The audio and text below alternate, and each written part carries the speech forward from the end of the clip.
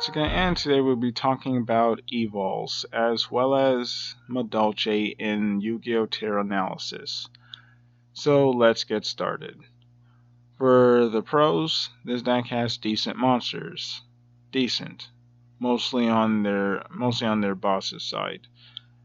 And this deck has good spells and traps, which is unfortunate given how doo-doo this deck kinda is.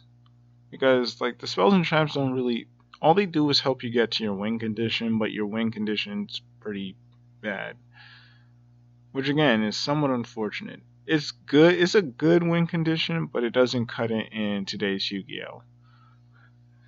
Also, this deck has decent dinosaur support in the form of Ultimate Conductor Tyranno, as well as that Evolution Pill spell. So basically, their strongest offense is not even a part of their deck. Anyways, this deck can also set up decent disruptions in the forms of Dulka as well as Logia and even Salta, but mostly Dulka and Logia. As well as the fact that you can basically I think most Evolve players, I guess most, I mean one or two of them, they actually play things like Imperms or I forgot the name of that card. Skill Breaker. Was that? I forgot the name of that card. I remember that card used to be a staple in a lot of decks. Oh yeah, and Breakthrough Skill, right. And hell, even I think Dulka's on the artwork itself. Also, this deck struggles to beat over big monsters, which is also another reason why they suck going second. If your opponent summons a beefy monster, this deck doesn't really have any ways to remove monsters. They don't have monster removal. And on top of that, they can't really boost their stats to beat over most monsters. So there's also that. As well as the fact that they kind of crumble under the weight of their own gimmick. Because if you don't know, Evols have they have three different sections to their archetype. They have the evil tiles, they have the evil swords, and the evil czars. The evil tiles have to work with the evil swords in order to bring out your evil czars. But this is an Xyz archetype, not a Synchro archetype, or even a Link archetype. Meaning you have to match levels. But the evil tiles, they have varying levels, none of them being level 4. And only the evil SARs are level 4 and level 6, but let's be real, you're not playing the level 6 ones. So because of that, it makes it very hard to actually do what this deck is supposed to do. Other dinosaur decks have a better chance at summoning the evil SARs than the Evols do, which is pretty ass when you think about it. This deck kind of just crumbles under the weight of its own gimmick. You had to play a bunch of janky evil tiles or a bunch of janky cards just so you could, do your basic evil combo, or I guess basic evil play. The best evil sword in the deck is the one that basically acts like Coach Bark, and even then that card, again, also I forgot to mention, the evil swords, they can't activate their spells unless spells. They can't activate their effects unless special summoned by an evil tile effect. Which, as you would imagine, is pretty ass. Because if you draw any of them in your hand, you're kind of dead unless you get that one evil tile that, if you normal summon it, you special summon one evil sword from your hand. But at the same time, the only evil sword worth special summoning is the one that special summons from the graveyard. And heaven forbid you don't have a level 4 dinosaur in your, not dinosaur, but a level 4 evil sword in your graveyard. Meaning, going first, the evil tile that special summons from hand is useless. and especially since it's not a level 4. And again, this is an Xyz archetype, not a Link archetype or even a Synchro archetype. So that's a really bad effect. Actually, it's not, scratch that. It's not a bad effect. It's more like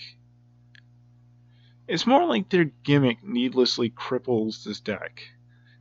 Because of this deck's gimmick, you have to hopefully get one of your Evol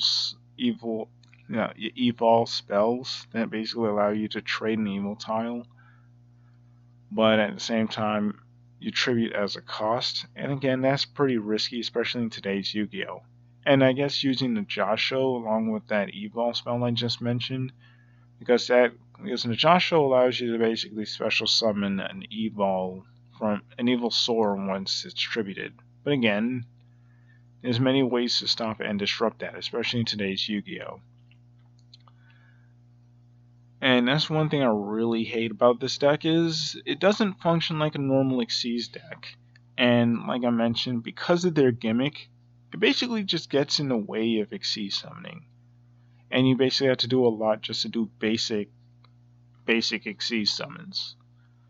So you don't really have access to that many Xyz monsters in the game, and on top of that, you can't even go into the Xyz you're meant to go into all that properly. Konami tried to fix that with Evol Singularity, but at the same time, the same problem still arises because you still need to get an evil tile and an Evosaur into the graveyard. Plus, it has to be an Evosaur and an evil tile in the graveyard, and this deck doesn't really do much dumping into the graveyard. So it's basically like a late. It's kind of like a late game type of card, and in today's Yu-Gi-Oh, don't expect that to work out well. And for the stats, I give it a 2.5 out of 5 in power because you actually manage to special summon your boss monsters, they can. No, you know what? No, I'm giving it a 2 out of 5 in power. Like, you can just slowly poke your opponent into submission if you manage to set up a board that your opponent can't get over, and you can just poke them with your boss monsters. But that's not going to happen all that often, is it? For defense, I give it a 2.5 out of 5 because some of their monsters, they float. I mean, they float under extremely specific circumstances, but they can float. As well as some of them have pretty high defensive stats, but again, in modern Yu-Gi-Oh! That doesn't really mean much. For recovery is practically non-existent, so it is what it is. For versatility, this deck has no versatility. Yeah, in terms of versatility, this deck has absolutely no versatility for reasons I mentioned with its gimmick. Because of its gimmick, you can't really go into that many Xyz monsters. Like, this deck would work better as a Link archetype, and even then, it wouldn't even do a good job as a Link archetype. So, as you'd imagine, you wouldn't really be able to go into that many other cards or monsters. I mean, yeah, you have Diplo, which can pop a spell trap once special summon off of an evil tile, but it's a really slow effect. Since again, you have to special summon it off of an evil tile, and on top of that, if you go first or if your opponent's playing a combo deck, that is really useless. And the other one, which is basically a beat stick, it basically allows you to run over our opponent's monster and get a search. But again, that's also pretty slow and somewhat useless, especially going first. So, yeah, in terms of versatility, there are none. Which is, again, kind of surprising given the amount of Evol cards there are in the game. Which is pretty shocking. I was pretty shocked to discover that too. It's like, they have all these cards, yet they're still trash. Also, for consistency, I give this deck a 2.5 out of 5. You can easily get to some of your play starters, especially in today's Yu-Gi-Oh! Since you have a lot of cards like Pot, as well as like This deck actually has an in-theme searcher, which is pretty nice, but it is Evols. It is Evols, and their gimmick, their gimmick dooms them so much to the point where the consistency cards don't really make that much of a difference. Anyways, I'd give this deck a tier 3.5. This deck is extremely pitiful, and I would put it in tier 4 if it weren't for the fact that if you manage to actually go first, you might actually be able to put up a decent fight. Might. Next, for an actual competent deck, we have Madolches. So let's get right into it. I'm gonna try not to waste any more time. This deck they have good monsters. Most of their monsters are pretty decent. This deck has great spells and traps. This deck can swarm they can swarm absolutely well, and also just give your opponent. They can basically give your opponent hell. They can OTK. That's what this deck was known for, even prior to it getting all that support. They can basically just make your opponent suffer. This deck also has decent protection. This deck also has alright recovery because this deck likes to snowball advantage, and because of that, if your opponent fails to end you, you can basically just come back and pretty much destroy them. As well as the fact that this deck is also fairly consistent. And for the cons, the only cons I can think of is this deck can fold to a negator too. Because I've seen replays where Madolches, if you negate them at the right time, they just flop. They flop, and then you'll be able to potentially OTK them on your turn. But if you don't manage to OTK them, or if you don't manage to actually stop them, then they can just prove to become a real problem. So for stats, I'd give this deck a 3.5 out of 5, maybe a 4. I would give it a 3.5 out of 5 because they can pretty much deliver OTKs fairly easily, as well as give their monsters decent buffs. Nothing crazy like anything over 3,000 attack, but still.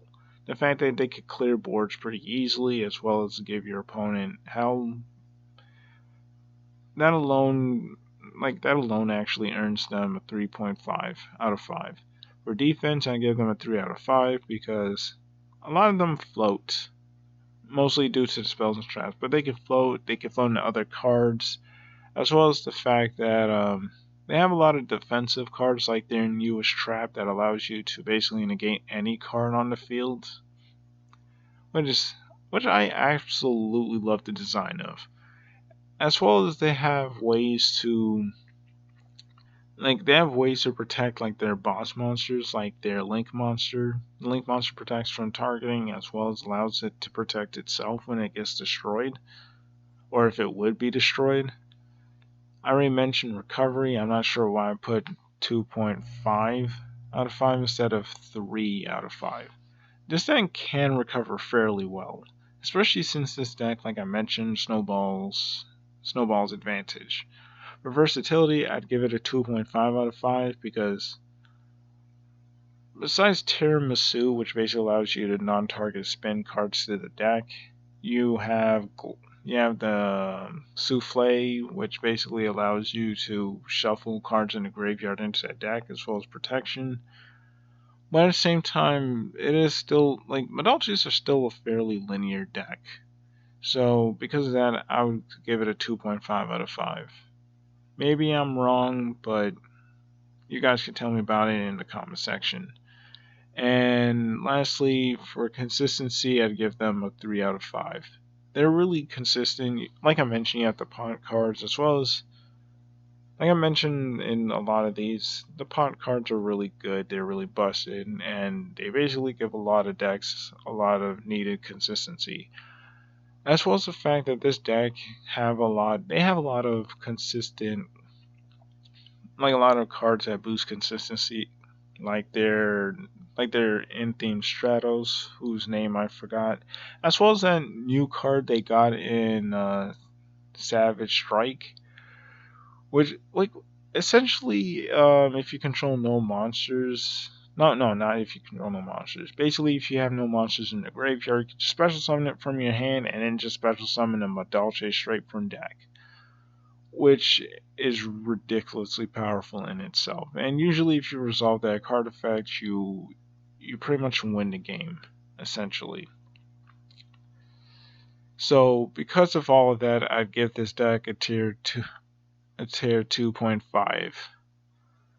I mean, like some would argue that it could be a tier 2 deck.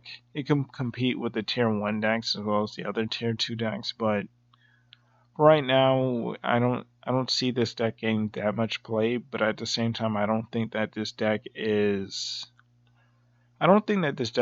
bad or even tier 3 level. I feel like this deck is a sleeper deck. But anyways, tell me what you guys think about Madolches as well as Evols in the comment section below, and it's been me, your boy Blue Gatsiga, and I'm out.